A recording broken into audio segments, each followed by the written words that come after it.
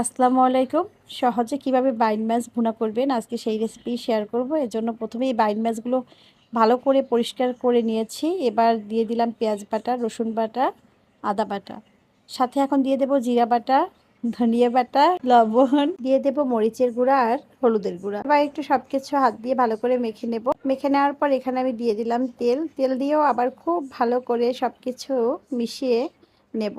হাত দিয়ে একটু ভালো করে সবকিছু মেখে নেব যেন সবকিছু ভালো করে 10 মিনিট মাছগুলো ঢেকে রাখবো।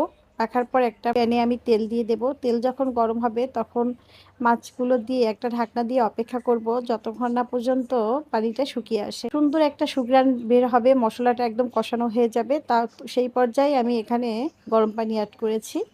যখন মাছটা রান্না প্রায় মাঝামাঝি তখন দিয়ে দিলাম জিরার গুঁড়া, গরম মশলা। গরম মশলা বলতে এখানে জিরা আর এলাচি আমি ভেজে নিয়েছি, সেটাই গুঁড়ো করে দিয়েছি। এই তো পর মাছটা